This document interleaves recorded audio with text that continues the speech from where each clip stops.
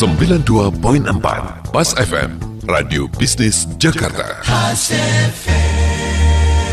Mitra bisnis, Kabid Humas Polda Metro Jaya menegaskan pihaknya memungkinkan penerapan sanksi pidana berupa kurungan penjara kepada pelanggar protokol kesehatan jika tidak mengindahkan peringatan aparat atau bahkan melakukan perlawanan. Selama ini pelanggar protokol kesehatan diberikan pilihan antara sanksi sosial berupa kerja sosial atau denda. Namun rupanya sanksi itu tidak kunjung membuat orang jera.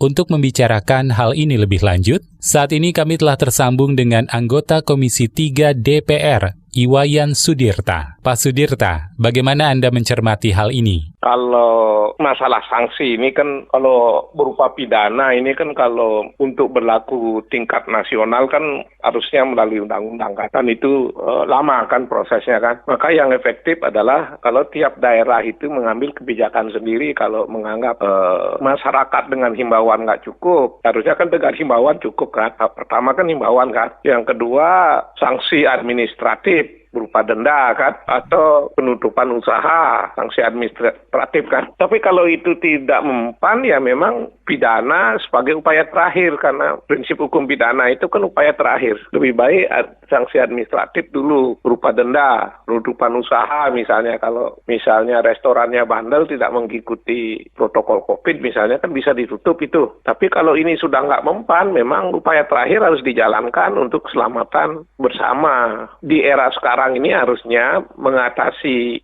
wabah ini kan udah lebih canggih. Flu Spanyol itu masih memakan 50-100 juta. Karena memang kesadaran masyarakat kurang, komunikasi kurang, pemerintah tidak siap segalanya. Berbeda dengan hari-hari ini. Harusnya kan masyarakat udah lebih cerdas, kesadaran tentang kesehatan lebih baik, pemerintah pun harus lebih sigap. Sekali lagi, kalau sanksi pidana sudah waktunya, ya pemerintah harus sigap. Caranya dengan perda. Perda itu bisa memberi sanksi maksimum 6 bulan. Perda itu sudah boleh memberi sanksi. Nah sekarang pemerintah itu kan dalam keadaan situasi begini membuat perda itu. Kalau kesadaran bersama antara pemerintah Pemda dengan DPR-nya bisa dibuat perda yang cepat. Gitu. Kalau belum ada perda, dapat tidak dikenakan pidana? Ya, pakai apa? Pasalnya pidana yang mana? Kan itu yang perlu dipertanyakan.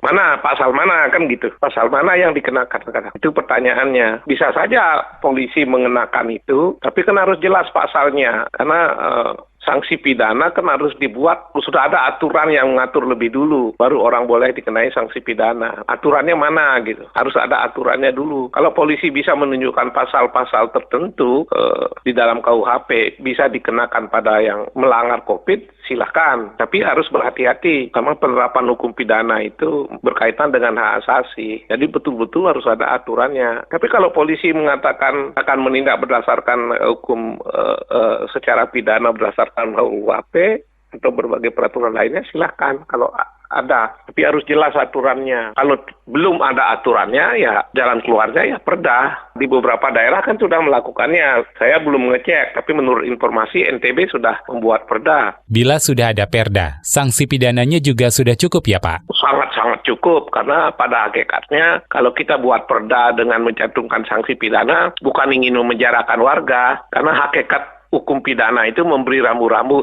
warga negara yang baik, ini pemerintah sudah bikin perda. Kenapa bikin perda? Karena perda ini akan mengamankan keselamatan Anda. Di dalam perda ini ada rambu-rambu. Dan kalau Anda ingin nggak kena, ya jangan melawan perda ini. Kan gitu maksudnya, bukan memenjarakan. Kalau Anda menabrak itu, berarti Anda memang artinya tidak dapat dimaafkan melalui upaya kekeluargaan. Ya harus ada sanksi pidana. Artinya Anda lah yang sengaja menabrak itu, jangan menyalahkan pemerintah. Jadi perda itu tidak akan ada yang keberatan karena perda itu prosesnya dibuat oleh pemerintah daerah dan wakil rakyat. Kenapa perda? Karena ada wakil rakyat di sana. Nggak bisa ada sanksi pidana kalau tidak ada wakil rakyat ikut membuat peraturannya gitu. Demikian anggota Komisi 3 DPR Iwayan Sudirta.